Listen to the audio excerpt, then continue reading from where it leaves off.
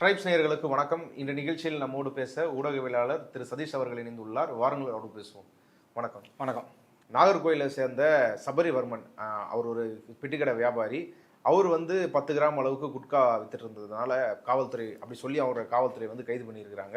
இதற்கிடையில் அவர் சிறையில் அடைக்கப்பட்ட பிறகு, ரிமாண்ட் பண்ணி சிறையில் அடைக்கப்பட்ட பிறகு அவர் உயிரிழந்திருக்கிறாரு. ஹாஸ்பிட்டலுக்கு வந்த பிறகு தான் அவரோட மனைவிக்கு மற்ற உணர்வுகளுக்கு தெரிஞ்சிருக்குது. அவங்க பாடியை வாங்காமல் போராட்டம் பண்ணிட்டு இருக்கிறாங்க. இது காவல்துறை அவங்களோட தாக்குதலால் தான் அவர் இறந்துருக்கிறாரு அப்படின்றத அவங்க உறுதியாக நம்புகிறாங்க. போஸ்ட்மார்ட்டம் ரிப்போர்ட்டுக்காக வெயிட் பண்ணிட்டு இருக்கிறாங்க. என்ன நடந்தது அந்த சம்பவம், எதனால் அவர் கைது செஞ்சாங்க, உண்மையிலே காவல்துறை சித்திரவதையில் தான் அவர் இறந்தாரா? நாகர்கோயிலில் ஈத்தங்கரை அப்படிங்கிற ஒரு ஏரியா, அந்த ஏரியாவில் நாராயண்புதூருங்கிற ஊர். அது தென் தாமரைக்குளம் போலீஸ் அந்த அண்டரில் வரும். தாமரைக்குளம் அப்படின்னாலே நாகர்கோயிலில் கொஞ்சம் ஏரியா இப்போ நான் அங்கே தான் படித்தேன். இப்போ எனக்கு எங்கள் காலேஜில் ஒவ்வொருத்தனையா பேர் சொல்லி கேட்கும்பொழுது ஒரு பையன் எந்திரிச்சு அவன் தாமரைக்குளம் அப்படின்னா ஊர் எந்த ஊர், தாமரைக்குளம்னா தாமரைக்குளம் அவன்கிட்ட கொஞ்சம் தூரமாக தான் இருக்கணும் அப்படி ஒரு பொது புத்தியில் அந்த ஊர் கொஞ்சம் டேஞ்சரான ஊர் அப்படிங்கிற மாதிரி தான் பொது புத்தியில் கட்டப்பட்டது. அந்த ஊருக்கு அன்றில் தான் அந்த ஏரியா தான் இந்த நாராயண்புதூர் அப்புறம் ஈத்தங்கரை ஏரியா. இந்த நாராயண்புதூரில் சபரிவர்மன் ஒரு 33-34 வயசு அவருக்கு. அவர் ஒரு பொட்டிக்கடை வச்சு நடத்திட்டு இருக்கிறார். ஒரு மாற்றுத்திறனாளி. ஓகே. அவர் இந்த பொட்டிக்கடை நடத்திருக்கும்போது அங்கே இருக்கிற தென் தாமரை குளத்தோட சப் இன்ஸ்பெக்டர் பிரைட் பிளஸ் அப்படிங்கிறவர் இவர்கிட்ட பணமும் அப்புறமா கொஞ்சம் சிகரெட் இதுவும் கேட்டிருக்கிறாரு. இதை அவர் தன்னுடைய மனைவிட்ட சொன்னதாக அவங்க மனைவி சொல்லிட்டு இருக்கிறாங்க. ஸோ அவரோட மனைவி யாருன்னா அவங்க பேர் ஆனந்தவல்லி. அவங்க பிஎஸ்சி கம்ப்யூட்டர் சயின்ஸ் படித்ததாக செய்திகள் வந்துட்டு இருக்குது. 4 மாத குழந்தை வேற அவங்களுக்கு இருக்குது. கேட்டதாக அவர் சொல்லியிருக்காரு. அன்னைக்கு ஈவினிங்கை போலீஸ் ஸ்டேஷனுக்கு இவரை கூட்டு போயிருக்கிறாங்க. தென் தாமரைக்குளம் போலீஸ் ஸ்டேஷனுக்கு சபரிவர்மனை கூட்டு போயிட்டாங்க. அப்போது இவர் காலையிலே இந்த மாதிரி கதையை சொல்லியிருக்காரு. என்னன்னு தெரில, இந்த பிரைட் பிளஸ் சப் இன்ஸ்பெக்டர் என்னை கேட்குறாரு, நீ பணம் தரலன்னா உன் மேலே கஞ்சா கேஸ் கேட்டு உள்ள தள்ளிடுவேன் அப்படின்னு மிரட்டினதா அவங்க செய்திகள் இந்த அம்மா சொன்னதா, அவங்களோட ஒய்ஃப் சொன்னதா செய்திகள் வந்திருக்குது. அன்றைக்கி ஈவினிங் 9ஆம் தேதி இது நடந்ததுன்னா கடந்த 9ஆம் தேதி நடந்திருக்குது. 9ஆம் தேதி ஈவினிங்கை ஸ்டேஷன் கொண்டு போயிட்டாங்க. இவங்களும் ஸ்டேஷனுக்கு போயிருக்கிறாங்க. ஸ்டேஷனுக்கு போய் பார்த்தா அவர் தலை கவுந்த மாதிரி உட்காந்துருக்காரு, காலை நீட்டிட்டு உட்காந்துருக்காரு. அது ஒரு வித்தியாசமான போஸ்டாக இருந்திருக்குது. ஆனால் இவங்க போலீஸ்காரங்கள்ட்ட பெருசாக இவங்க வாக்குவாதம் பண்ணணும் அப்படின்னு நினைக்கல. என் புருஷனை விட்டுருங்கயா, அவர் ஒன்றும் தெரியாது, அவரை விட்டுருங்க அப்படின்னு இவங்க கெஞ்சிட்டு தான் வந்திருக்காங்க. இல்லை நாளைக்கு விசாரணை முடிச்சு நாங்கள் அனுப்பிடுவோம், விசாரணை கைதியை தான் கூட்டு வந்திருக்கிறோம் அப்படின்னு சொல்லி அனுப்பி விட்ருக்காங்க. அவரும் வந்துடுவோம், ஆனால் அம்மாட்ட சொல்லாத அப்படின்லாம் சொல்லியிருக்காரு. அம்மாட்ட சொன்னால் அம்மா மனசு கஷ்டப்படும். குட்கா கேஸு ஒரு 200 கிராம் ஒரு 4 பாக்கெட் ஏதோ குட்கா வச்சுருந்ததா, தடை செய்யப்பட்ட குட்கா வச்சுருந்ததா அதான் கேஸ் போல். 9ஆம் தேதி வீட்டுக்கு வந்துட்டாங்க இவங்க ஒய்ஃபு. அடுத்த நாள் 10ஆம் தேதி இவங்க ரிமாண்ட் பண்ணப்பட்ட ஜெயிலில் போய் பார்த்துருக்குறாங்க. அங்கேயும் அவர் என்னை சீக்கிரம் பெயிலில் எடுத்துருங்க அப்படின்னு அவர் சொல்லியிருக்காரு. ரொம்ப அவர் ஒரு பரிதாபமான சூழலில் இருந்தால் சொல்லியிருக்காரு. அவர் மாற்றுத்திறனாளி வேறு, என்னை எப்படியா சீக்கிரமாக பெயிலில் எடுத்துரு அப்படின்னு சொல்லியிருக்காரு. இது வியாழன் வெள்ளி. 9ஆம் தேதி வியாழன், வெள்ளி 10ஆம் தேதி. 11-12 சனிக்கிழமை ஞாயிற்றுக்கிழமை கோர்ட்டு வேலை பார்க்காது. ஸோ இவர் தொடர்ந்து ஜெயிலில் இருக்காரு. 13ஆம் தேதி போலீஸ்லேருந்து இவருக்கு ஃபோன் வருது, உங்கள் ஹஸ்பண்டுக்கு உடம்பு சரியில்லை, அதாவது சபரிவர்மனுக்கு உடம்பு சரியில்லை, நீங்கள் ஆசாரிப்பள்ளம் கவர்மெண்ட் ஜிஹெச்சுக்கு வந்துருங்க அப்படின்னு சொல்கிறாங்க. இவங்க உடனே ஜிஹெச்சுக்கு போனால் அங்கே இவர்கிட்ட இந்த பிரேஸ்லெட்டு இதெல்லாம் கொடுக்குறாங்க. இதெல்லாம் எதுக்கு கொடுக்கணும் அப்படின்னு இவங்களோட அவர் போட்டிருந்த நகை, ஆமாம் அவர் போட்டிருந்த நகை இதெல்லாம் கொடுக்குறாங்க. இப்போ இதெல்லாம் எதுக்கு கொடுக்கணும், ஏன்னா உடம்பு சரியில்லை தானே சொன்னாங்க அப்படின்னு பார்க்க போகலாம் அப்படின்னா, இல்லை அவர் மார்ச்சூரில் இருக்கிறாரு அப்படிங்க. மார்ச்சூரில் இருக்கிறாருன்னா அப்போ இறந்து போயிட்டார் அர்த்தம். எப்படி இறந்தார்? இப்போ கேள்வி வருது. என் புருஷன் நல்ல நிலைமை தான் உள்ளே போனார், அதுவும் உன்னை கஞ்சா கேஸ் போட்டு மிரட்டிவிடுன்னு தென் தாமரை குளத்தோட சப் இன்ஸ்பெக்டர் மிரட்டிருக்கிறாரு. இப்போ உள்ளே என்ன நடந்துச்சு? ஏற்கனவே இவர் பிஜேபியில் ஒரு கிளை செயலாளர் மாதிரி இருந்திருக்கிறாரு, கிளை செயலாளர் தான் இருந்ததா நியூஸ் வந்திருக்குது. அப்படி இருக்கிறாரு. அப்படி இருக்கும்பொழுது அவர் கொஞ்சம் சட்டம் கூட பேசியிருக்கலாம். இல்லை, ஆனால் ஒட்டுமொத்தமாக கதைகளை இந்த நியூஸ்கள்லாம் கவனிக்கும் பொழுது அவர் அப்படி பேசி சண்டை போடுற மாதிரியும் தெரியல. இவர் செத்து போயிருக்காரு, மார்ச்சூரில் இருக்காங்க. ஃபர்ஸ்ட் இவரை அனுமதிக்கவே இல்லை. இவங்க உறவினர்கள் கேட்குறாங்க, இல்லை மாரடைப்பால் அவர் இறந்ததாக காவல்துறை சொல்லுது. ஆமாம், மாரடைப்பா இறந்ததாக சொல்கிறாங்க. அப்போ மாரடைப்பால் இறந்தது அப்படின்னா நீ பார்க்கணும்ல. மாரடைப்பால் இருந்தால் டாக்டர் சொன்னதா போலீஸ் சொல்கிறாங்க, போஸ்ட்மார்ட்டம் ரிப்போர்ட்லாம் கையில் வரல. இப்போது இவங்க ஹஸ்பண்டை நான் பார்க்கணும் அப்படிங்கிறாங்க. இவங்க அனுமதிக்கலை. அதற்கு முன்னாடியே தன்னோட மனைவிட்ட இவர் சொல்லியிருந்தார்ல, இந்த மாதிரி மிரட்டுறாங்க அப்படின்னு சொன்னப்போவே அப்போ அவங்க ஒய்ஃப் சொல்லியிருக்காங்க, நீங்கள் காந்திநாச்சிட்ட சொல்லியிருக்கீங்கன்னா, காந்தி முன்னாள் எம்எல்ஏ அந்த ஏரியாவில், அவரு கொஞ்சம் அங்கே உள்ள செல்வாக்குள்ள ஆள், நீங்கள் அவர்கிட்ட சொல்லலாம்ல அப்படின்றப்போ, அல்ல அவ்வளோ பெரிய பிரச்சனைலாம் இல்லை, சின்ன மேட்டர் தான், ஒன்றும் இல்லை அப்படின்னு இவர் விட்டார் போல். அப்போது இவங்க ஒய்ஃப் வந்து இப்போ உடனடியாக காந்தியெல்லாம் தொடர்பு கொள்கிறாங்க. காந்தியும் வராரு. மாரடைப்பால் வந்து இறந்துருக்காரு அப்படின்னா ஏன் பாடியை வந்து நீங்கள் பார்க்க விட மாட்டேங்கிறீங்க அப்படின்னு உடனே போராட்டத்தில் இறங்குறாங்க. இப்போ காந்தியும் இறங்கும்பொழுது அந்த ஏரியாவில் வந்து கொஞ்சம் கூடுதல் சலசலப்பாகுது. என்னன்னா அவர் ஒரு முக்கியமான ஆள். அப்போ ரோடு மறியல் இதெல்லாம் நடக்கும்பொழுது அது சர்ச்சைக்குள்ளாகுது. எஸ்பி இது தகவல் தெரிஞ்சு எஸ்பி வராரு. ஸ்டாலின் வந்ததுக்கு அப்புறம் பேச்சுவார்த்தையின் மூலம் அவர் வந்து பாடியை பார்க்கறதுக்கு அனுமதிக்கிறாங்க. பாடியை பார்த்துட்டு இவங்களுடைய ஒய்ஃப் ஆனந்தவள்ளி வந்து சொல்றாங்க, இந்த மாதிரி அவருடைய வயிறு வந்து உப்பி போயிருந்தது. ஏன் உப்பப்பட்டது? அடிச்சிருக்கிறாங்க, தாக்கியிருக்காங்க. அது மாதிரி பிரேஸ்லெட் போட்ட இடம் வந்து கீறல் ஆயிருக்குது அப்படின்னு சொல்றாங்க. அது போக ஏகப்பட்ட காயங்கள், குறிப்பா அவருடைய ஆண்குறியில வந்து சில காயங்கள்லாம் இருந்தது அப்படின்னு சொல்றாங்க. ஆக்சுவலி இந்த மாதிரி சித்திரவதையில போலீஸ் ஆகட்டும் இல்லை இந்த மாதிரி ஆயுதப்படையினர் இவங்கெல்லாம் என்ன செய்வாங்கன்னா, முன்னாடிலாம் வந்து டெலிஃபோன் முன்னாடி இருக்கும், அந்த கருப்பு கலர் டெலிஃபோன், அதில் 2 வயரை சொருகி அது ஆண்குறியில் வச்சிட்டிங்க ஒரு சுற்றணும்னு வச்சுக்கோங்களேன். முன்னாடி இருந்த டெலிஃபோன் இப்போ இருக்கிற ஜென்ரேஷனுக்கு தெரியாது. சுற்றணும் அதில் கரண்ட் பாஸ் ஆகும். அது வந்து மிக வேதனையாக இருக்கும். பல தீவிரவாதிகள்னு பிடிச்சி சஸ்பெக்ட் அப்படிலாம் வச்சு சித்திரவதை பண்ணி விசாரிக்கிறது வந்து அந்த அடிப்படையில் வரும். அந்த மாதிரி எதுவும் செஞ்சாங்களா என்னன்னு தெரியல. அவருடைய ஆண்குறிலையும் வந்து காயங்கள்லாம் இருந்ததா அவங்க ஒய்ஃப் வந்து சொல்கிறாங்க. ஸோ இது இன்னும் கொஞ்சம் பிரச்சனை கூடுதலாகுது. அவருடைய 4 மாத குழந்தை, கை குழந்தை வச்சுருக்காங்க. இவங்க வந்து பிஎஸ்சி கம்ப்யூட்டர் சயின்ஸ் படிச்சிருக்காங்க. ஸோ இவங்களுக்கு ஒரு அரசு வேலை வேணும் அப்படின்னு காந்தி அவங்கெல்லாம் சொல்கிறாங்க. இவங்க வந்து என் ஹஸ்பண்டுக்கு நீதி வேணும். போலீஸ் கொண்டு போனாங்க.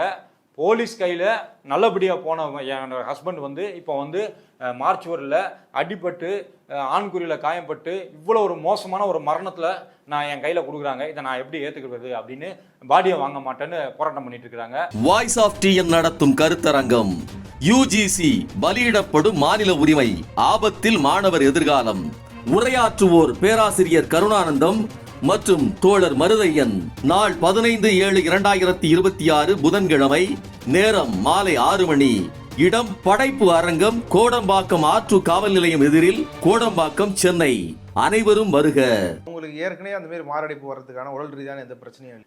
ஏற்கனவே அவங்களும் வந்து இந்த மாதிரி பிரச்சனை இருந்ததா எதுவுமே சொல்லலை. ப்ளஸ் இப்போ நீங்கள் வந்து கோர்ட்டில் வந்து நீங்கள் வந்து போலீஸ் வந்து விசாரணை கைதியாக ஒருத்தர் எடுத்துக்க போகிறாருன்னா கோர்ட்டில் வந்து ஃபர்ஸ்ட் அவங்க வந்து சப்மிட் பண்ணுவாங்க. அவரை காட்டிட்டு மெடிக்கல் ஃபிட்னஸ் சர்டிஃபிகேட்டும் காட்டிட்டு எஸ் இவர் ஃபிட்டு தான் அப்படின்னு சொல்லிட்டு தான் கூட்டே போவாங்க.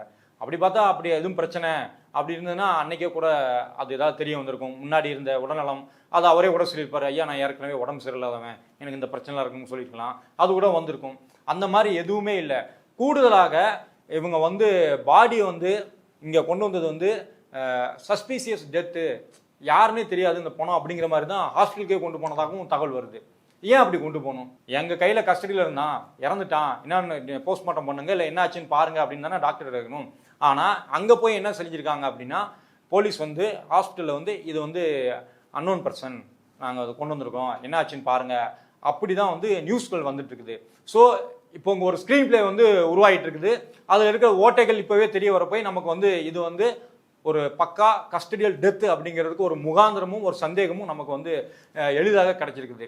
இதைத்தான் இன்னைக்கு வந்து திமுகவோட முன்னாள் எம்எல்ஏ செய்தி தொடர்பாளர் பரந்தாமன் அவர்களும் இதே விஷயத்தை தான் வைக்கிறாரு. என்ன அப்படின்னா, ஒரு சாதாரண சாமானிய ஒரு 200 கிராம் குட்கா வைத்திருக்கக்கூடிய ஒரு மாற்றுத்திறனாளியை இன்னைக்கு கைது செய்து அவரை வந்து சிறைச்சாலைக்கு அனுப்பி கொலை செய்திருக்கிறது. கொலைப்பழியை இன்றைக்கு இந்த விஜய் அரசு மேலே நாங்கள் குற்றம் சுமத்துறோம். இந்த டெத்து வந்து போலீஸ் அண்டர் கண்ட்ரோலில் போய் டெத்தாக இருக்குது. அதுக்கு முன்னாடி அவருக்கு எந்த பிரச்சனையுமே கிடையாது. ஆனால் இதை வந்து அக்கௌண்டபிலிட்டி எடுக்கிறதுக்கும் இல்லாமல் இதை வந்து மறைக்கிறதுக்கும் அதை வந்து ஒரு மாரடைப்பு அப்படின்னு அதை முடிச்சு விடுறதுக்கும் தான் போலீஸ் வந்து ட்ரை பண்ணிட்டு இருக்குது. போலீஸ் ட்ரை பண்ணது மீன்ஸ் போலீஸோட அமைச்சர் யார் அப்படின்னா அது வந்து தமிழ்நாட்டோட முதலமைச்சர் விஜய் அவர்கள் தான். இப்போ விஜய் வந்து இதுக்கு அக்கௌண்டபிலிட்டி எடுக்கணும், இல்லை பொறுப்பெடுக்கணும். குறைந்தபட்சம் இதுதான் நடந்ததுனாது மீடியாவில் சொல்லணும், மக்கள்கிட்ட சொல்லணும், அந்த ஆனந்தவள்ளி அப்படிங்கிற அந்த லேடிக்கு சொல்லணும், அந்த 4 மாத குழந்தை இருக்குல்ல அதுக்கு இவங்க பதில் சொல்லணும். குழந்தைகளை காட்டி இவங்க ஓட்டு கேட்டவங்க, அந்த குழந்தைக்கு இவங்க கட்டாயம் பதில் சொல்லணும். அது என்ன சரியா தப்பா, இல்லை என்ன நடந்தது, நீ என்ன ஸ்கிரிப்ட் வச்சிருக்க, அதையாவது பேசணும். அப்படி எதுவுமே இல்லாமல் இந்த டெத்து நடந்து 13ஆம் தேதி ஆச்சு, இன்னைக்கு 14. இது வரைக்கும் எந்த வித பேச்சும் இல்லை. அவருக்கு அந்த நியூஸ் தெரிஞ்சிருக்குமாங்கிறதே சந்தேகம்னு பரந்தாமன் சொல்றாரு. ஏன்னா அப்படிதான் இருக்குது. நீங்க 60 நாள்ல எத்தனையோ கேஸ்கள் நடந்தது. 11 வயசு குழந்தை வந்து சூலூரில் வந்து வன்கொடுமைக்கு ஆளாக்கப்பட்டு கொல்லப்பட்டிருக்குது. அப்புறமா பொன்னேரியிலும் அதே மாதிரி. இப்படி தமிழ்நாடு முழுக்க, அது போக அவங்க கட்சிக்காரங்களே தாவைக்கு ஆதரவாளர் ஒருத்தர் சேலத்தில் வந்து 50 பெண்களுக்கு மேலே நிர்வாண படம் எடுத்து மிரட்டின ஒரு செக்ஸ் ராக்கெட்டு, பொள்ளாச்சிக்கு ஈக்குவலான ஒரு செக்ஸ் ராக்கெட்டு விஷயம் நடந்துச்சு. அதுக்கும் இவங்க வாயை திறக்கல. இன்னைக்கு இவரு எம்எல்ஏ சரவணனே அதெல்லாம் விட ரொம்ப முக்கியமான விஷயம், அவருடைய கட்சியில் உள்ள நிர்வாகி அவருடைய தீவிரமான ரசிகையை அவங்க கட்சிக்காரங்களே 2 பேர் பலாத்காரம் பண்ணதை அந்த பெண்ணே வந்து ஓப்பனாக வந்து பேட்டி கொடுத்துருக்காங்க. அதுலேயும் என்னை வந்து கேஸ் கொடுக்காத, அதை வாபஸ் வாங்க அப்படின்னு அவருடைய எம்எல்ஏ சரவணன் அவர் சொன்னதை வந்து அவங்களே பேட்டி கொடுத்துருக்காங்க. அவர் மீது எந்த நடவடிக்கையும் இல்லை. அந்த 200 கிராம் குட்கா வச்சிருந்தாலுமே சரி, அவர் வித்திருந்தாலுமே சரி, அதற்கு தண்டனை மரண தண்டனையா அப்படின்னா அது கிடையாது தானே. போலீஸில் அரெஸ்ட் பண்ணி இங்கே என்ன கைது நடவடிக்கை அப்புறம் என்ன ஒரு ப்ரொசீஜர் உண்டோ அதை தானே பண்ணணும். யார் அடிக்கிறதுக்கு உரிமை கொடுத்தா, யார் வந்து கொல்றதுக்கு உரிமை கொடுத்தா, அதெல்லாம் கடந்து இந்த தாவைக்காரர்கள் இப்போ நீங்கள் இதே கேஸு வேற ஒருத்தர் மேலே நடக்குன்னு வச்சுங்க. சில நாளுக்கு முன்னாடி நாமளே பார்த்தோம், ஒரு கார் வந்து ஆக்சிடென்ட் ஆகுது. அந்த காரை விட்டுட்டு ஓடுறாங்க. உள்ளே போய் பார்த்தா 140 கிலோ இதே குட்கா. இந்த குட்கா வச்சிருந்தது யாருன்னா தாவைக்கோட நிர்வாகி. அவர் வந்து 4 வருஷத்துக்கு முன்னாடியே இதே குட்காவில் குண்டர் ஆக்டில் உள்ளே போனவர். அவர் ரிமாண்டில் வெளியில் வந்துட்டு குட்கா பிஸ்னஸ் பண்ணிட்டு இருக்காரு. அவர் மேலே என்ன நடவடிக்கைன்னா அவர் மேலே ஒரு நடவடிக்கை இல்லை. ஆனால் 200 கிராம் கஞ்சா வச்சிருந்தாருன்னு ஒருத்தர் அரெஸ்ட் பண்ணி கொண்டு போய் அவர் செத்ததுக்கு அப்புறமும் மாரடைப்புன்னு ஒரு ஃப்ரேம் பண்ணி ஒரு போலியான ஒரு கதையை ரெடி பண்ணுறதுக்கு வந்து இது வந்து சட்டம் ஒழுங்கு. இது பேசினவர் தானே, இவர் தானே பேசினார், யார் விஜய். இதே மாதிரி அஜித் கஸ்டடியில் எடுத்து நடந்துச்சு, நம்ம கண்ணு எதிரே நடந்துச்சு. அது எல்லாருக்குமே தெரிஞ்சது வீடியோ. ப்ளஸ் அந்த சம்பவம் வந்து தமிழ்நாட்டிலே பெரிய அதிர்வலையை உருவாக்குச்சு. தமிழ்நாட்டோட முதல்வர் உடனடியாக ஃபோன் செஞ்சு தவறு நடந்து விட்டது, சாரி அப்படின்னு மன்னிப்பு கேட்டார். அக்கௌண்டபிலிட்டி எடுத்தார். அது தப்போ சரியா, அது நான் சம்பந்தப்பட்ட காவல்துறை மீது எஃப்ஐஆர் போட்டாங்க. ஆமாம், இந்தியாவிலே அதை இன்னைக்கு பரந்தாமன் வந்து அதை மறுபடியும் அதை வந்து மென்ஷன் பண்ணியிருந்தார். இந்தியாவிலேயே தன்னுடைய துறையில் இருக்கிற ஒரு காவல்துறை மீது முதலாக எஃப்ஐஆர் இந்த மாதிரி கஸ்டடியில் போட்டது இந்தியாவில், தமிழ்நாட்டில் எங்களோட ஆட்சி தான் அப்படின்னு பரந்தாமன் சொல்கிறாரு. ஸோ அந்த திமுக கட்சியெல்லாம் கடந்துமே யாராக இருந்தாலும் சரி, என் அண்டரில் ஒருத்தர் வந்து தப்பாக வேலை பார்த்துருக்காங்கன்னா அவன் மேலே நடவடிக்கை எடுக்கணும். அப்போ தான் 4 பேர் இன்னும் இந்த மாதிரி செய்யாமல் இருப்பா அப்படிங்கிற ஒரு பொறுப்புணர்ச்சியும் ஒரு தைரியத்தையும் தரணும். ஆனால் அதை விட்டுட்டு எந்த ஒரு விஷயத்துக்கும் வாயவே திறக்காம, என்ன அக்கௌண்டபிலிட்டி எடுக்கிறத விடுங்க, வாயவே கூட திறக்காம இருக்கிறது வந்து மௌனமாக அவருடைய செய்கிற செயலுக்கு வந்து அங்கீகாரம் கொடுத்து இன்னும் ஒன்றும் பிரச்சனை இல்லை, நம்ம ஆட்சி சட்டம் ஒழுங்கு சீராக இருக்கணும்னா நீ என்னனாலும் பண்ணு அப்படிங்கிற மாதிரி ஒரு அதிகாரிகளின் ஆட்சியாக, போலீஸ் அராஜகத்தின் ஆட்சியாக இது தொடர்ந்துட்டு வருது. எல்லாருமே என்ன சொன்னாங்க, விஜய் வந்து ஜெயிச்சதும் 99-96 வந்து போலீஸ் அராஜகம் பயங்கரமாக இருந்தது, ஜெயலலிதாவோட ஆட்சி அதே மாதிரி இது இருக்கும் அப்படின்னு சொன்னாங்க. அது உண்மைதாங்கிற மாதிரி இந்த 55 நாள் மட்டும் இதே மாதிரி 4 கேஸ் நடந்திருக்குது. சென்னையில் எம்ஜிஆர் நகரில் வெங்கடேஷ் அப்படிங்கிறவர் வந்து கைது பண்ணியிருக்காங்க, விசாரிச்சிருக்காங்க. அடுத்த நாள் அவர் சூசைட் பண்ணியிருக்காரு. திருச்சியில் ஸ்ரீராம் அப்படிங்கிற ஒருத்தர் வந்து அடுத்த நாள் அவர் வந்து சூசைட் பண்ணியிருக்காரு. கிருஷ்ணகிரியில் 17 வயசு பையன்கிட்ட மொபைலை பிடிக்கிறாரு போலீஸ்காரரு, அந்த பையனும் வந்து சூசைட் பண்ணியிருக்கான். அப்புறமா தென்காசி சிவகிரி அப்படிங்கிற ஏரியாவில் அந்தோனி ராஜுங்கிற ஒரு வயசானவர் 70 வயசு இருக்கும், அவரை டார்ச்சர் பண்ணியிருக்காங்க. அவரும் டார்ச்சரில் வந்து தற்கொலை பண்ணியிருக்காரு. டார்ச்சர் பண்ணி தற்கொலை பண்ணதுனால போலீஸ்க்கு வந்து பொறுப்பு இல்லைன்னு கிடையாது. அனாவசியமான ஒருத்தரை வந்து நீங்கள் டார்ச்சர் பண்ணும்போது பயத்தினாலையும் பதட்டத்தினாலையும் ப்ளஸ் மான அவமானத்திலையும், போலீஸ் ஸ்டேஷன் போனாலே வந்து அவமானம் அப்படிங்கிற மாதிரி தான் நிறைய பேருக்கு மனநிலை. அதுதான் சமூக சூழல். அப்படி இருக்கும்பொழுது போலீஸ் வந்து கூப்பிட்டு போய் அரெஸ்ட் பண்ணி அடித்து உதச்சி இல்லை மிரட்டி அனுப்பும் பொழுது அதை தாங்க முடியாமல் வந்து சூசைட் பண்ணியிருந்த கேஸ் 4 வந்து இந்த 55 நாளாக நடந்திருக்குது. அப்படி இருக்கும்பொழுது தமிழ்நாட்டில் வந்து சட்டம் ஒழுங்கு, இவர் வந்து என்ன சொன்னார்னா, அன்னைக்கு முதல்வர் ஸ்டாலின் வந்து சாரி கேட்டப்போ இது விளம்பர மாடல் அரசுல இருந்து சாரி மாடல் அரசாக மாறிடுச்சு, சாரி சொன்னால் போதுமா, இதெல்லாம் என்ன ஒரு நீதி வேணும் அப்படின்லாம் இவர் வந்து கடுமையாக விமர்சித்தார். அதெல்லாம் ஓகே, ஒரு எதிர்கட்சியாக நீ எதிரில் இருக்கிற ஒரு அரசியல்வாதியாக நீ இதெல்லாம் பேசலாம், அதான் தப்பே கிடையாது. ஆனால் நீ அந்த இடத்துக்கு வரும்பொழுது அதை விட நீ சிறப்பாக செயல்படணும் அப்படின்னு தானே எதிர்பார்ப்பாங்க. அதை தானே மாற்றணும்னு நம்ம சொல்ல முடியும். அந்த மாற்றத்துக்கு தானே அந்த மக்கள் வந்து ஓட்டு போட்டு உங்களை செலக்ட் பண்ணாங்க. இன்னைக்கு குளித்தலை அப்படிங்கிற ஊரில் ஒரு டிஎம்கேயோட மாற்றுத்திறனாளி ஒருத்தர் வந்து ஒரு கமெண்ட் போட்டிருக்காரு, இல்லை ஒரு போஸ்ட் போட்டிருக்காரு, தாவேக்க ஆட்சியை பற்றியோ விஜய் பற்றியோ. அதற்காக உடனடியாக அவரை வந்து அரெஸ்ட் பண்ணி ரிமாண்ட் பண்ணி பயங்கர கலவரமாயிடுச்சு. அதே மாதிரி ஜென்சி டிஎம்கே வீட்டில் நைட்டு 12 மணிக்கு 1 மணிக்கு 4 மணி வரைக்கும் ஒரு எஸ்பி தலைமையில் மொத்தமாக போலீஸ் 6 ஜீப்பில் போய் அங்கே போய் அவங்க வீட்டையே வந்து பயங்காட்டிட்டு வந்திருக்கிறாங்க. ஒருத்தர் ஜென்சி ஒருங்கிணைப்பாளரை வந்து அரெஸ்ட் பண்ணி எடுத்துகிட்டு போகிறதுக்கு காரெல்லாம் செக் பண்ணி பிடிக்கிறாங்க கோர்ட்டு வாசலில். இவ்வளவு போலீஸ் வந்து தீவிரமா வேலை பார்த்துட்டு இருக்குது.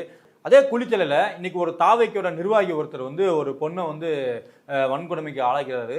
அவரை வந்து போலீஸ் வந்து எந்த ஆக்ஷன் எடுக்காம பொதுமக்களே போய் அடிச்சிருக்கிறாங்க. பொதுமக்களே போய் அடிக்கிறாங்கன்னா அந்த கோவம் எவ்வளவு நியாயமானதாக இருந்திருக்கும், இல்லை சரி அந்த கோவம் எவ்வளோ பயங்கரமானதாக இருந்திருக்கும். அப்போ அந்த விஷயம் எவ்வளோ வந்து தீ மாதிரி பரவி இருக்குது அப்படின்னு நம்ம புரிஞ்சுக்கலாம். ஆனால் அது போலீஸ் கண்ணுக்கு தெரியல. போலீஸ் வந்து அது மேலே நடவடிக்கை, அதாவது குறைந்தபட்சம் அவரை காப்பாற்றுறதுக்கு வேண்டியது அரெஸ்ட் பண்ணி கொண்டுட்டு போகணும். அந்த நடவடிக்கை கூட எடுக்காமல் இருக்கிற அளவுக்கு இங்கே வந்து தாவைக்கா சரி ஒன்றும் பிரச்சனை இல்லை, அவங்க மேலே ஆக்ஷனே எடுக்கக்கூடாது. நீங்கள் டெய்லி நியூஸ் பார்த்தீங்கன்னா கட்டாயம் தாவைக்க நிர்வாகி கைது, தாவைக்க நிர்வாகி போக்சோவில் கைது, தாவைக்க நிர்வாகி கஞ்சா கடத்தினார், தாவைக்க நிர்வாகி வீட்டில் இதை பிடிச்சோம் அதை பிடிச்சோன்னு. ஏங்க எம்எல்ஏவே வந்து தாவைக்க கட்சியில் ஒரு எம்எல்ஏ வந்து கேண்டிடேட்டாக நிற்கிறதுக்கு அந்த லிஸ்ட் அறிவுக்கு 10 நாளைக்கு முன்னாடி தான் கஞ்சா கேஸில் ஜாமீனில் வெளியில் வராரு. அவரும் வந்து எம்எல்ஏவா நின்றுருக்காரு. ஸோ இப்படிப்பட்ட ஒரு கட்சி நம்ம வந்து வடக்க பார்ப்போம்ல, பாஜகவில் இந்த மாதிரிலாம் இருக்காங்க, ரேபிஸ்டாக இருக்கிறாங்க, இல்லை இந்த குற்றம் பண்ணியிருக்கிறாங்க, இவ்வளோ குற்றப்பணி இருக்குது, மல்யுத்த வீராங்கனை மேலே பாலியல் பலாத்காரம் வந்து அந்த வீராங்கனைகள் வந்து ஒரு அமைச்சர் மேலே வைக்கிறாங்க. ஆனால் அவரை வந்து எந்த வித நடவடிக்கையுமே எடுக்காத மாதிரி இங்கேயும் பார்த்தீங்கன்னா இது வரைக்கும் அது வந்து சாதாரணமான நிர்வாகியாக இருந்தாலும் சரி, இல்லை எம்எல்ஏவாக இருந்தாலும் சரி, தாவேக்க அப்படின்னா ஒரு சாஃப்ட் கார்னர். அதே நீங்கள் வேற ஒரு பொதுஜனம் உணர்ச்சி வசப்பட்டு நீங்கள் வந்து என்னடா மாற்றம், என்ன விஜய் என்ன மாற்றம் கொண்டு வந்துட்ட அப்படின்னு ஒருமையில கேட்டுட்டா கூட அவங்க மேலே உடனே கேஸ் பாயுது. சரி இந்த குட்காவே நீங்கள் எடுத்துக்கோங்களேன். இந்த குட்கா பற்றி நம்ம பேசணும்னா குட்கா வழக்கில் குற்றம் சாட்டப்பட்ட விஜயபாஸ்கரை கூப்பிட்டு பக்கத்தில் உட்கார வச்சிருக்காரு விஜய். அப்படிதானே? சரி, அது கூட இன்னும் உடனே சொல்லிடுவாங்க அது இன்னும் நிரூபிக்கப்படலை, குற்றம் நிரூபிக்கப்பட்ட பிறகு பேசுங்க, அப்போ நாங்கள் தொடச்சி வீசிடுவோம் அப்படின்லாம் கூட தாவைக்கு ஆதரவாளர்கள் பேசலாம். கில்லி சரத் அப்படிங்கிறவர் தாம்பரம் தொகுதியை சேர்ந்த எம்எல்ஏ. அவர் பேரே வந்து இன்னைக்கு கில்லி சரத் வந்து பவுடர் சரத்துன்னு பேர் மாறிடுச்சு. நல்லா கூர்ந்து கவனிச்சிங்கன்னா அவர் என்ன பொருளை நசுக்கினாரு இதுக்கு எதுவுமே ஆதாரம் இல்லை. ஆனால் அந்த செயல்பாடுகள் அனைத்துமே யாரை கேட்டாலும், இந்த நீங்கள் வழக்கமாக ஹாலிவுட் மூவி இதெல்லாம் பார்த்தீங்கன்னா உங்களுக்கே தெரியும், இந்த ஏடிஎம் கார்டு எதுக்கு, இந்த நோட்டு எதுக்கு, அப்புறம் டிகாப்ரியோ கூட ஒரு படத்தில் வந்து அதை அப்படியே செஞ்சுட்டு வர அதை அப்படியே போட்டோ ஜெராக்ஸ் எடுத்த மாதிரி தான் இவர் வந்து அன்னைக்கு வந்து அந்த ஸ்டேடியத்தில் பண்ணியிருந்தார். இதுக்கு வந்து என்ன சொல்கிறாங்க, கைப்புண்ணுக்கு கண்ணாடி எதுக்குன்னு சொல்லுவாங்களா, அந்த மாதிரி தான். ஆனால் நம்மளால் ஆதாரம் இல்லாமல் குற்றம் சாட்ட முடியாது. ஆனால் சஸ்பியஸ் அவர் வந்து எனக்கு சந்தேகப்படலாம். நேற்றுக்கு கூட டிபேட்டில் வந்து டிவியில் ஒருத்தர் கேட்டார், அங்கே இருக்கிற மொத்த எம்எல்ஏக்கும் மெடிக்கல் டெஸ்ட் எடுக்கிறதுக்கு ரெடியானு கேளுங்க, நாங்கள் எங்கள் கட்சியில் இருக்கிற மொத்த எம்எல்ஏவும் எல்லா டெஸ்ட்டுக்கும் ரெடி, தாவைகள் இருக்கிற எல்லா எம்எல்ஏக்களும் டெஸ்ட்டுக்கு ரெடியா அப்படின்னு ஒருத்தர் டிபேட்டில் கேட்டார். எந்த கட்சின்னு ஞாபகம் எனக்கு தெரிஞ்சு திமுக தான் நினைக்கிறேன். இதுதான் தாவைக்கோட ஸ்ட்ரக்சர், தாவைக்கோட ஆட்சி அமைப்பு, விஜயோட ஆட்சி அமைப்பு. இதுதான் என்ன அப்படின்னா, சட்டம் ஒழுங்கு வந்து போலீஸ்களை நாங்கள் கொடுத்துட்டோம். ஏற்கனவே போலீஸ்க்கு வந்து கடிவாளம் போட்டுமே அவங்க வந்து எத்தனையோ வந்து மனித உரிமை மீறலில் இருக்கிறாங்க. அவங்களுக்கு தேவை ஒரு சரியான மனித உரிமைனா என்ன அப்படிங்கிற வகுப்புகளும், அவங்களுக்கு சரியான பணி பாதுகாப்பும், அவங்களோட பணிச்சுமையை குறைக்கிற அளவு ஆள் செலெக்ஷன் பண்ணி அவங்களோட வேலை சுமையை குறைக்கும் பொழுதும், அப்புறமா ஒரு மனிதன்னா இவனுக்கு இப்படி ஒரு மதிப்பு இருக்கியான்னு அவனுக்கு புரிகிற மாதிரி நிறைய அவங்களுக்கு வகுப்பு தான் இருக்கணும். ஆனால் அவங்களோட ட்ரைனிங் சிஸ்டம் நீங்கள் எல்லாமே எடுத்து பார்த்தீங்க அப்படின்னா சொன்னதை செய் அவ்வளோதான், அந்த கோபத்தை வேற எங்கேயாவது காட்டு, இப்படி தான் இருக்குது. அது போக இந்த கிரைம் அப்படின்னு ஒரு டீம் இருக்குது. கிரைம் பிரான்ச்சுக்கு போகிறது அப்படிங்கிறது பல பேரோட ஆசை. அப்படி போயிட்டு அவங்க வந்து அதில் தான் வந்து பணப்புழக்கம் அதிகமாக இருக்கும். அந்த கிரைம் பிரான்ச் டீம் தான் வந்து இந்த மாதிரி விசாரணைலாம் பண்ணுவாங்க. நான் டியூட்டி பல ஸ்டேட் போலீஸ் கூட பார்க்கல, அப்படி ஒரு போலீஸ்காரரை பார்த்தேன். அவர் வந்து இந்த மாதிரி அவர் விசாரிக்கும் பொழுது டெத்தான ஒருத்தருக்காக கிட்டத்தட்ட அவர் எத்தனையோ வருஷம் சஸ்பெண்ட் ஆகியிருந்தார். ஆனால் அந்த சஸ்பெண்ட் ஆன நேரத்தில் 30 to 40 லட்சம் வரைக்கும் செலவழித்து மறுபடியும் அவர் வேலைக்கு வந்துட்டார். அவருக்கு எந்த தண்டனையும் கிடைக்கல. அவருடைய அப்பாவும் கிரைம் பிரான்ச்சில் தான் இருந்தாராம். இவரும் போலீஸில் வந்து இவரும் கிரைம் பிரான்ச்சில் இருக்குது. இது வெவ்வேறு ஸ்டேட்டில் நான் பழகின அந்த போலீஸ்காரங்கள்ட்ட பேசும்போது இந்த மாதிரி கதைகள் நிறைய சொல்லுவாங்க. அவங்க யாருக்குமே எந்த குற்றமுணர்ச்சி இல்லை. ஈவன் காஷ்மீரில் ஒரு இந்த கிழிச்சு போட்ட ஒரு வழக்கு கூட உண்டு. அதில் வந்து ஒரு கேம்பே வந்து துணை ராணுவ படையோட கேம்பே வந்து அட்டாக் பண்ணாங்க. அதில் வந்து ஃபயர் ஓப்பன் பண்ணாங்க. கேட்டில் இருந்த செந்திரி வந்து டியூட்டியில் இருக்கிற வந்து கேம்ப் ஃபயர் பண்ணிட்டாங்க. அவரை நான் சந்திச்சப்போ ஒரு நைட்டு பெட்ரோலிங் டியூட்டியில் அவர் கூட பேசிட்டு இருக்கும்போது அவங்க 3 பேர், அந்த 3 பேரும் என்கொயரிக்காக வந்திருக்காங்க உதம்பூருக்கு. அவங்க 3 பேர்ட்டுமே எந்த குற்ற உணர்ச்சியுமே இல்லை. நான் ஃபயர் பண்ணி 2 பேர் செத்துருக்குறாங்க, அந்த குற்ற உணர்ச்சியே இல்லை. அவன் என்ன சொல்கிறான்னா, இவ்வளோ கூட்டம் உள்ளே வந்துச்சுன்னா உள்ளே இருக்கிற கோத்துன்னு சொல்லுவாங்க, துப்பாக்கி வச்சுருக்கலாம், கோத்துலேருந்து எல்லா ரைஃபிளும் எடுத்து போயிட்டாங்கன்னா எனக்கு அது பிரச்சனை, நான் காப்பாற்றிக்கணும், என்னையும் காப்பாற்றிக்கணும், என் பின்னாடி தூங்கிட்டு இருக்கணும் காப்பாற்றிக்கணும், ஆனால் நான் ஃபயர் ஓப்பன் பண்ணிட்டேன். ஆனால் எதிர்த்தாப்பில் இருக்கிறவன்ட்ட எந்தவித வெப்பனும் கிடையாது. ஆனால் அவங்கள்ட்ட பேசும்பொழுது அந்த மனநிலையை தான் நான் சொல்ல வரேன். அவங்களுக்கு ஒரு அதில் வந்து சிலர் வந்து குண்டடிப்பட்டாங்க அப்படிங்கிற அந்த குற்ற உணர்ச்சி வந்து இல்லை அப்படி தான் பழக்கப்படுறாங்க. இல்லை, மனித மனத்துக்கு மனிதனுக்கும் ஒரு வேல்யூ உண்டு, அந்த உயிருக்கு பயங்கரமான வேல்யூ உண்டு. அந்த ஒரு உயிருங்கிறது அந்த ஒரு உயிர் கிடையாது. அதுக்கு பின்னாடி ஒரு குடும்பம் இருக்கும், 4 மாதம் குழந்தை இருக்கும், படிச்சுட்டு வேலைக்கு போகிறதுக்காக தயாரிட்டு இருக்கிற தங்கச்சி இருப்பாங்க, அப்புறம் வயதான அப்பா அம்மா இருப்பாங்க. இந்த ஒருத்தன் ஒடிஞ்சு விழுந்தான்னா அவர் குடும்பமே வந்து நடுத்தரில் நிற்கும் அப்படிங்கிற ஒரு மனநிலை வந்து இவங்களுக்கு கட்டாயம் அந்த மனித உரிமை குறித்த ஒரு மதிப்பீடு அவங்களுக்கு கட்டாயம் வந்து சேரணும். அந்த மாதிரி எந்த சிஸ்டத்தையும் மாற்றாமல் வந்துட்டு போர்டு எடுத்துட்டு சாரி மாடல் வேண்டாம், நீதி வேணும் அப்படின்னு வாய்கிலேயே பேசுறதுல எந்த அர்த்தமும் இல்லை. இவரே வந்து இவருடைய படத்தில் வந்து போக்கிரியா அந்த படத்தில் நீங்கள் என்ன, அவர் ஒரு போலீஸ் ஆஃபீஸர், அவர் என்ன பண்ணுறாரு, அண்டர் கிரவுண்ட் ஆப்ரேஷன் பண்ணுறேன்ட்டு அவர் செஞ்சது எல்லாமே அட்டூழியம் தான். அது வந்து உண்மையிலே அந்த கேஸில் வந்து தண்டனை கொடுக்கணும். பிரகாஷ்ராஜுக்கு மேலே அதிகமாக யாருக்கு தண்டனை கொடுக்கணும், விஜய்க்கு தான் தண்டனை கொடுக்கணும். அத்தனை பேரை சுட்டு கொண்டிருப்பாரு, அல்ல கைகளெல்லாம் போட்டு தள்ளுவார். அவனும் ஏதோ 5க்கோ 10க்கோ தன்னோட குடும்ப சூழல் கருதி பிரகாஷ்ராஜ்கிட்ட அடியாளர் போனுங்க, அவங்களெல்லாம் போட்டு தள்ளிடுவார். கடைசி வரைக்கும் பிரகாஷ்ராஜை விட்டு ஜில்லா போல இருக்கு. அதுவும் அப்படிதான். இல்ல சொல்றேன், ஜில்லாவோ இல்ல இந்த மாதிரி படங்கள் எல்லாமே நீங்க யோசிச்சு பாத்தீங்கன்னா போலீஸ்க்கு ஒரு வானலாவிய பவர் இருக்குது. அவங்க வந்து இப்படிலாம் பண்ணலாம், இப்படி பண்ணாதான் வந்து சட்டம் ஒழுங்கு சரியா இருக்கும். அதெல்லாமே ஃபேக்கு, இது எல்லாமே ஃபேக்கு. மக்கள் மனசுல பெண்கள் குறித்த பாதுகாப்புக்கு சிங்கப்பெண் படையெல்லாம் இறக்கிருக்காங்கல்ல, அந்த சிங்கப்பெண் படை இறக்குன அதே இடத்துல பஸ் ஸ்டாண்ட்ல வந்து 2 நாளைக்கு முன்னாடி கழுத்து அறுத்துட்டு இருந்தாங்க. பஸ் ஸ்டாண்டா சிங்கப்பெண் சுத்துதுன்னு சொன்னாங்க. அது எந்த ரிசல்ட்டுமே அதுல இல்லை. அதுலயும் உங்களுக்கு கிடையாது. நீங்க வந்து சமூகத்தை மாற்றாம, சமூகத்தில் இருக்கிற பெண்கள் மீதான மதிப்பீடை நீங்க மாற்றாம, அப்புறமா அந்த பாலியல் குறித்த ஒரு விழிப்புணர்வு இல்லாம இருந்துச்சுன்னா இந்த குற்றங்கள் அதிகரிக்கும். இதை நீங்க ஓரளவுக்கு மட்டுப்படுத்தலாம். இதை கொஞ்சம் நீங்க அதை ரெடியூஸ் பண்ணி நியாய திரும்பத்தை சிந்திக்க வைக்கலாம்னா இந்த மாதிரி மாறலான விஷயம்லாம் செய்யணும். ஆனா இவர் வந்து படத்துல கூட நடிக்கிற நடிகையோட பிட்டத்துல கை வச்சுட்டு இவர் எப்படி மார்க் ஸ்டோரி பேச முடியும்? ஸோ இது எந்த விதத்துலையுமே வந்து நீங்கள் சுற்றி வளைச்சு பார்த்தீங்கன்னா மாறலாவும் சரி, சமூகம் சார்ந்தும் சரி, இல்லை ஆட்சி சார்ந்தும் சரி, எந்த இடத்துலையுமே வந்து நேர்மையான ஒரு தாவைக்க ஆட்சியா இல்லை விஜயை நம்ம பார்க்கவே முடியல. அதுக்கு உதாரணம் தான் இன்னைக்கு வந்து அந்த சபரிவர்மன் அப்படிங்கிறவரோட கஸ்டடியல் டெத். வழக்கம் போல ஒரு கஸ்டடியல் டெத்து இதில் நடக்கக்கூடிய எல்லா சட்டவிரோதமான நடைமுறை தான் இதுலேயும் காவல்துறை பயன்படுத்தியிருக்கிறாங்கன்னு தெரியுது. சட்டத்துக்கு புறம்பாக தான் அந்த கைது நடந்திருக்கு. முறையாக வந்து அவங்க குடும்பத்துக்கு தகவல் சொல்லப்படல, ரிமாண்ட் செய்ய போகிறன்றதையும் தகவல் சொல்லப்படல. ரிமாண்ட் செஞ்ச பிறகு அங்கே இறந்துருக்காரு, அதையும் முறையாக வந்து எதையும் சொல்லலை.